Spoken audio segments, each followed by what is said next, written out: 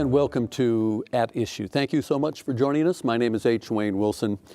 Every fall, the House and Senate in Springfield have what is commonly known as the veto session. That's where they can consider bills that were either fully vetoed or amendatorily vetoed by the governor. And there is other new legislation that could be considered under certain circumstances. So to have that discussion, we have 4 legislators with us, 2 Democrats, 2 Republicans, 2 senators, 2 representatives, and let me introduce first Jason Barackman. Jason represents the 53rd District, which is Tazewell, part of Tazewell, part of Woodford, and you go all the way over to the Indiana border. Yeah, Eureka to the Indiana border, including Bloomington Normal. Thank you so much for being with us. Thank you. He's the rookie on the program this time around. Senator Dave Kaler is here with us. He's a Democrat representing the northern portion of, well, you represent Peoria, Fulton County. Is that? Parts of Tazewell County, peeking up through East Peoria. Mm-hmm. Yep. Also with us, Representative Jahan Gordon Booth, a Democrat representing the southern portion of Peoria, Bartonville, a real small district, densely populated. So thank you for being with us, Jahan. Good to be here. Representative Ryan Spain is here. Ryan is a Republican representing the northern portion of Peoria, and then up to close to I-80, over a little past I-39. Correct. So, and that's the 73rd District. Ryan, thank you so much for joining us. You're welcome. And as Dave Kaler before the taping pointed out, this is the former city council side of the table. Right. Both Ryan and Dave were former Peoria City Council members. We want to start on a very serious topic to begin the conversation, and I'd like to hear from all 4 of you with regard to the sexual harassment situation in Springfield. The Speaker of the House has introduced Senate Bill 2248. I think this is a rather unusual situation. It might move fairly quickly. And it is training on an annual basis for legislators, for lobbyists, for staff. How did this all come about, Dave? Well, really, I think the impetus of all of this nationwide was Harvey Weinstein and what was going on in Hollywood. And that has just mushroomed into all of a sudden everybody taking a look at the work cultures that they're involved in or the communities that they're involved in and saying, hey, this has got to stop. Springfield has got to jump on this right away, and I really applaud the Speaker, especially for bringing some legislation forward that's going to mandate training for everybody, legislators and staff and all that. This is something that just shouldn't be allowed to exist in work environments or in our societal environments that we have. We're better than that. Denise Rothheimer, who happens to be running for a position out of Lake County, Illinois, is charging Ira Silverstein with sexual harassment in the past, but this started well before that. Is there a sense, any of you have a sense that there was a real sexual harassment problem in Springfield with the House and Senate before this charge by Denise Rothheimer? I think there's a cultural issue that's at play, nationwide, really, and it is. It's part of the fallout of Harvey Weinstein and all of that. It's if you see the Me Too campaign that many women, my wife included, have participated in the Me Too campaign. I think that movement has legs in Springfield, and you've got a state government that's trying to be responsive. I think there's a cultural issue that's much broader than the institution of our state government, but we're trying to take action here. I think legislation that's going to mandate training and provide for a reporting mechanism, which is really what we hope to get to. I think those are important steps, but the awareness that exists, I think, has been heightened and is very important. That legislators are looking at one another and asking whether behaviors have been appropriate, whether there's more that we can do when we see actions. And I think these are important things to come out of this, more than just, there's going to be a new training requirement. Ryan, are there any penalties associated with this bill or that you're aware of, or is it mostly just focused on training to start with? Sure, the bill really focuses on training, which I think is a very good thing. As a new legislator, I can tell you there's very little job training at all that takes place with entering into the General Assembly. I mean, you're essentially told, here's where you'll be sitting, and best of luck to you. So I think that the opportunity to train all members of the legislature, staff, lobbyists, is really an important component that will be part of this legislation. And then also, obviously, and we've been talking a lot about it, we have to fill the vacancy in the Office of the Legislative Inspector General. And that's a position that is critical for these types of activities, and it's been vacant for several years now, which is really unacceptable. For background for our viewers, that's a situation where this report by Denise Rothheimer had gone to Senate President Cullerton's office. Cullerton said this really is the general's position. It was sent to that office, and they sent it back saying, no, this is a legislative issue, and sent it back to Cullerton's office, and now we've culminated in where we are now. Did you get a sense that there were sexual harassment issues in the legislature before all of this? Yes. I wouldn't say I knew that it was the rampant problem that it was, but clearly, just like anything else, any other workplace, there are people that you may be closer to than others. And so the women that I have built a relationship with during my time in the legislature, once you become close to them, you begin to share things with one another. You begin to talk about the culture, you begin to talk about certain people. And certainly, there were women who shared things with me that were pretty grotesque, right? They're the kinds of things that the men at this table, if their wives or daughters had to experience those things in the workplace, they'd be furious.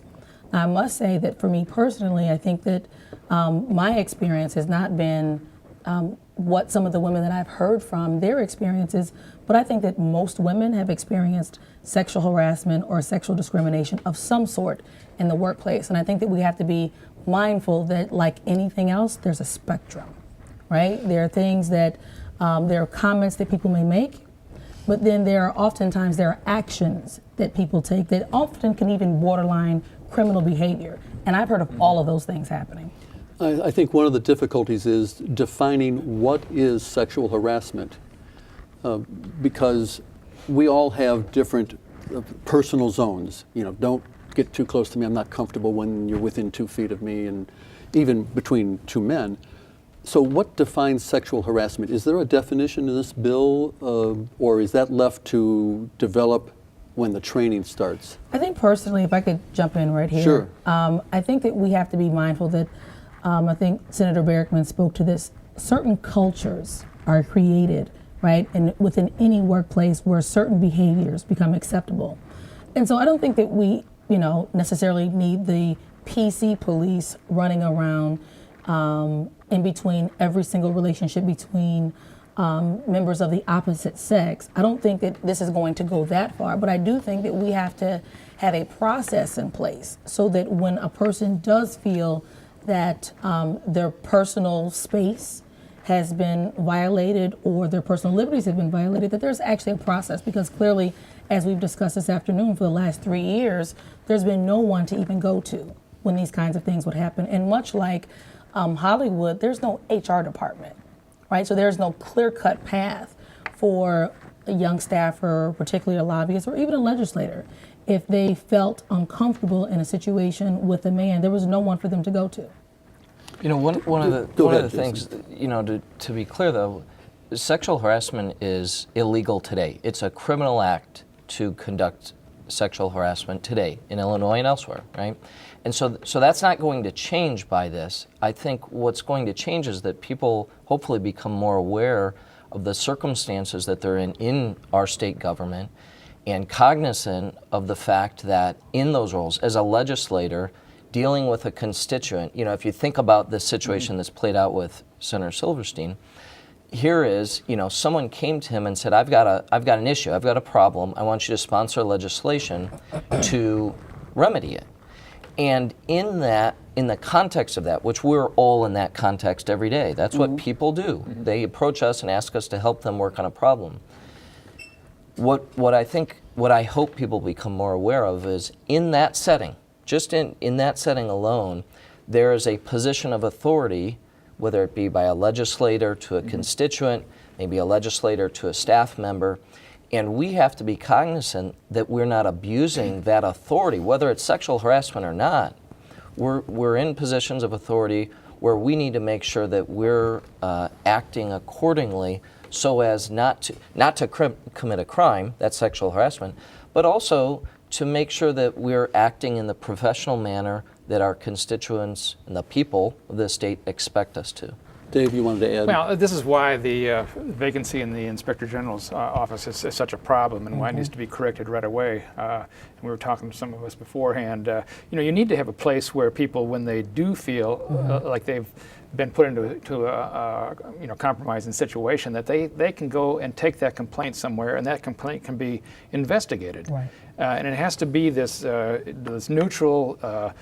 Specialty arm of government that does that, because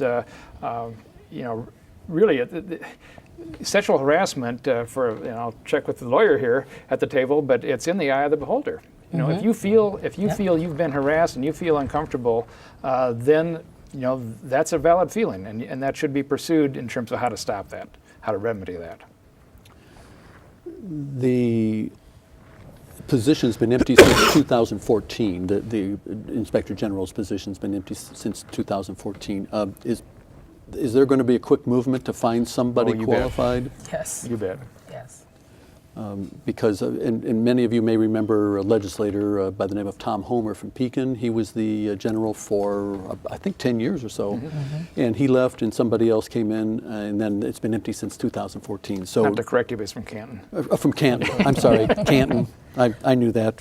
Did I say Pekin? Yeah, that's all My right. apologies, That's all Canton. They say the position will be filled within the week. Within a week? Within the week. Really? At least with an interim. Yeah, it needs to. Yes. That's essential. Yep. One more issue that isn't necessarily going to be considered during this veto session, but I wanted to just get your sense on a public works program of some type. 2009, if I recall, there was Illinois Jobs Now under former Governor Quinn. It was funded by video gaming. Is there any hope for some sort of a jobs program, as we call it, coming up by next spring? I think if you talk to any legislator, you'd probably hear that there's a lot of water cooler chat, chit chat about that. I think a lot of us believe that Illinois could benefit from an infrastructure program. Coming together on an agreement of what that looks like and how it's funded, I think, is very difficult right now. It's going to take some leadership, I think, from the governor and from the leaders. Next year's going to be a tough year. Next year's an election year. We need the leaders to come together and allow our state to take steps forward on a number of things, this being one of them. But I don't think anyone can overstate the challenge that may be in next year's climate. Well, let's talk about that for just a moment. We always, every 2 years, there's an election of some kind for somebody in the legislature, and that causes a problem with getting significant legislation through. Yeah, this is a little different with the governor's race, that happens every 4 years. I think that a good barometer is going to be to watch how the budget process goes. If the budget process comes together, and we've done the tough things this last summer to correct the last 2 years' budget. If we can get a budget this year and have it come together relatively, in a easy way. Nothing's easy in Springfield. I think we could move into having a capital bill, but you can't go to a capital bill without having a budget and having some of those things in place first. If you look, though, at the 2016 election and the key question that was put on the ballot to develop a lockbox for funding for infrastructure, in other words, protect those dollars, making sure that they're going where they're supposed to, 80% of all of our constituents supported that initiative, voted yes on that question. I think it's a great indication that our constituents are very interested in infrastructure funding, and it's a key issue that can bring Republicans and Democrats together. Well, the lockbox is a great idea, except where does the money come from to begin with? Now, there's been talk about expansion of gambling yet again, Chicago, et cetera. Is that a possibility for a capital program? I would say my entire career, there's always been talk of gambling, and it's just never come to fruition.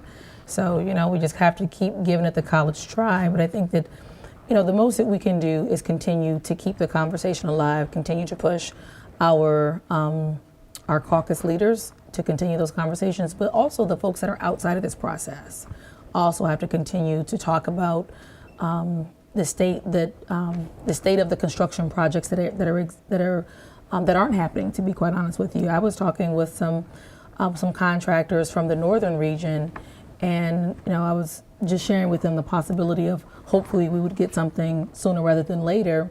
But I said at the offset, maybe we would certainly probably get something after the election. And there was this huge gasp, and they were, of the mindset that there's no way that we could wait that long. And so I think that we have to continue to have these conversations, continue to push. I think Senator Kaler's, he's right. But I think a lot of attention, rightfully so, should be put on the budget of next year. The governor is required to introduce a budget in the early part of 2018.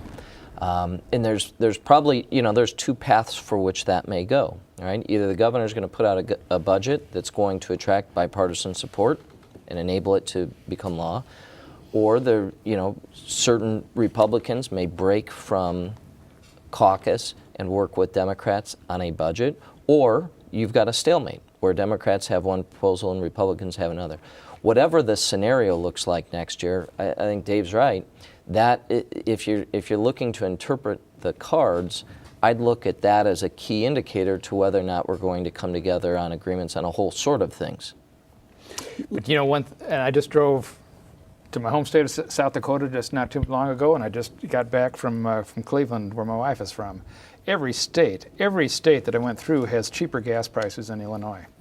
Every state. Wow. And Indiana just last year raised their gas tax. Also put a flat tax on electric vehicles. Remember, that's been one of the discussions we've had. Is that how do you deal with electric vehicles that don't pay any gas tax? Oregon's fooled with something that just is not really workable. Indiana, I think, has a good solution. That is, you just have a flat fee that says, okay, we anticipate you're going to drive this many miles, and this is what you pay. We need to look at some of those kinds of changes to help fund this. Ryan is right. I don't think people mind when they know that what they're paying in a tax goes to some specific purpose, like a road. And that's what we did with the lockbox for the highway funds for the motor fuel tax. These can be part of the discussion. Let's talk about a couple of items that are at least possibly coming up. By the way, the veto session, the first week of the veto session was a week ago, and the next one is this coming week. Bump stocks, HB 4117, it failed in the House. Why did it fail? I believe it failed in the House. I voted for it, just to be very clear. I am of the belief that if an individual wants to own a weapon, they're a law-abiding citizen, as folks always like to say. I believe it's their Second Amendment right to be able to own weapons. I do think that there is a problem when you have manufactured pieces that you can add to that weapon that allow you to shoot some odd 63 bullets in 10 seconds, like the gentleman did in Las Vegas. That's a problem. And so the bill that we voted on last week, it went a bit further than that, but at the time, that was the bill that was on the board, and so I voted for it. I do believe that there will be a piece of legislation that will come back next week that will be bump stocks only. Hopefully that will have the support to actually pass. And that's HB 4120. Ryan, you voted against 4117. Would you vote for 4120, which is very restrictive, addressing bump stocks? Well, this the issue with the first bill was that it was overly broad, as you heard Representative Gordon Booth say, and I think it was a problem because what we were worried is that you may take in that bill up to 40, maybe 50% of current law-abiding owners of firearms in our state and turn them into criminals just through action of that bill.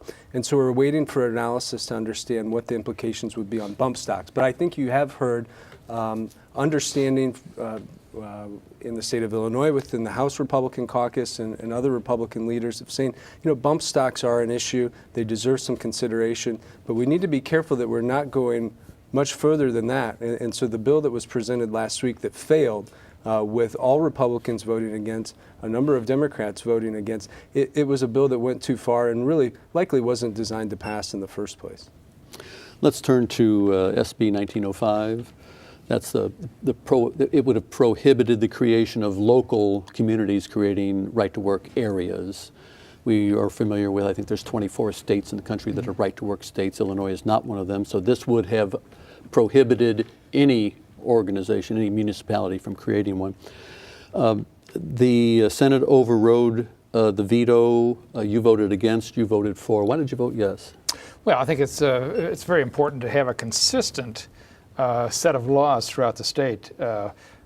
If we allow different communities, different municipalities, say, that could set their own laws up, what it does is it really, I think, is a detriment to our local Illinois contractors who want to do business in those areas, because then they have to deal with a whole different set of rules and regulations. We need to have consistency. It's been pretty clear, and the Seventh Circuit Court decided that was true. Now in Kentucky, they went the other way. The Sixth Court said no, that they could do that. So this is why it was important to have legislation in Illinois, was so that we could put that into law as to what we intended for Illinois. Jason, you had voted no.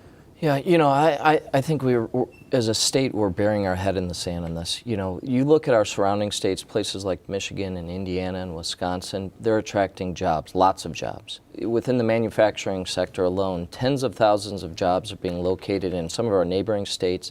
They're not coming to Illinois because we've created this, our state has created this environment that is no longer competitive with surrounding states, with places like Texas and the Carolinas and elsewhere. So we've got to do something to address the dismal economic conditions of our state. This is a tool that could have helped with that.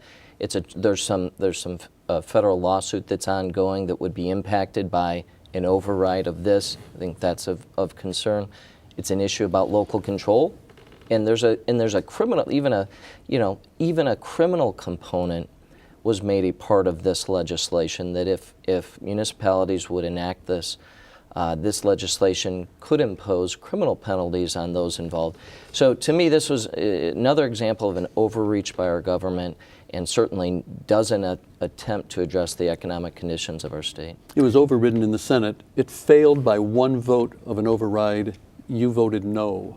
Right. Why did you do that? A number of reasons, as Senator Barackman mentioned. I mean, again, the idea, my background is in local government, and to hold a local official responsible with criminal penalties for taking a vote on something that in their mind they are doing to help increase jobs and economic growth for their community.